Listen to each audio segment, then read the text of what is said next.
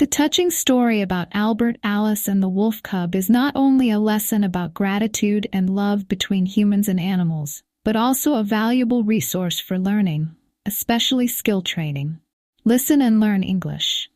Through this story, learners can improve their vocabulary, text comprehension skills, and grasp deep meanings through listening, reading, and analysis.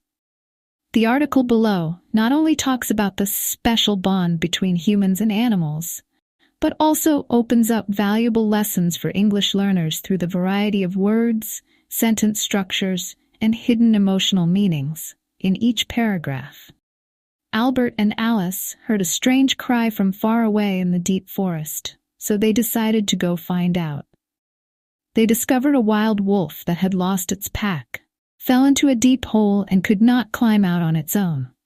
Albert quickly found a forest vine, tied it to the base of a tree, then climbed down to save the wolf cub and gave it to Alice to carry.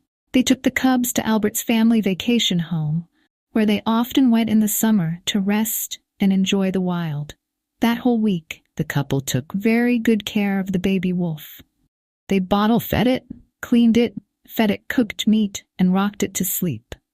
However, tomorrow they have to return to the city and don't know what to do with this wolf cub. If discovered by forest rangers, they will be fined for violating the ban on raising wild animals. In the evening, while the two were sitting on the porch with their cubs, from outside the fence came the shrill howl of an adult wolf. The little wolf in Alice's arms suddenly jumped to the ground and ran towards the howling sound. It stopped in the middle of the road, turned back to look at Albert and Alice as if to say thank you, then quickly crawled over the fence, following the mother wolf's call. It turned out that for the past week, the mother wolf had been following the trail to find her lost child. When he found it, he waited until evening before daring to go near the house to call his child home. The next day, Albert and Alice returned to the city, got married, and had a son named Alfonse. Occasionally, their family still goes home to relax in the countryside. Time passed. 10 years later, they returned to the motel to enjoy a short vacation. One morning, when his parents had not yet woken up, Alfonse carried a small bag into the forest, but then got lost. The more he walked, the deeper the boy got lost in the forest. The trails led him farther and farther from home. Hungry and thirsty, Alfonse began to panic as the sun rose high in the sky. Suddenly, 2 wolves appeared in front of Alfonse, growling, preparing to attack. The boy was scared and didn't know what to do. The 2 wolves rushed forward. Then suddenly another large wolf rushed forward, knocked down the remaining 2 wolves, then attacked and saved Alfonse's life. This wolf bit Alfonse's shirt, pulling him away. The remaining 2 wolves still followed, but the 3rd wolf continued to chase them away to protect the boy. Finally, it led Alfonse out of the dense forest, to where the police, rescue team, and his parents found him. Alfonse ran to hug his parents, while the big wolf stood in the distance, wagging his tail at Albert and Alice before disappearing into the forest. That evening, while sitting on the porch listening to Alfonse's story, Alice suddenly remembered the wolf they had saved 10 years ago. She secretly thought that the wolf that saved Alfonse was the wolf from before and had not forgotten their kindness. Albert was skeptical at first, but could not deny this possibility.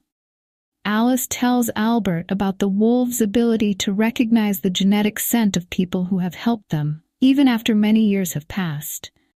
Alfonse added that it's possible the wolf smelled its parents' genes in its blood. Both husband and wife were surprised by this idea, and Albert remembered that the mother wolf had previously found their nest after following the trail for more than 10 kilometers. Obviously, wolves' instincts are very strong. Albert concluded, "Maybe I should believe in karma, that I saved the wolf cub, and now the wolf has saved my child. Or maybe wolves have extraordinary intuition, not forgetting their benefactors for 10 years, and even recognizing the traces of the next generation. Anyway, This strange story makes us think a lot. Wolves know how to show gratitude. Wolves are not as intelligent as humans, but some of their abilities and instincts are worth learning. Most animals are instinctively grateful. Meanwhile, although people are wiser, they sometimes easily forget gratitude and even become ungrateful. Only virtuous and wise people can maintain a strong sense of gratitude.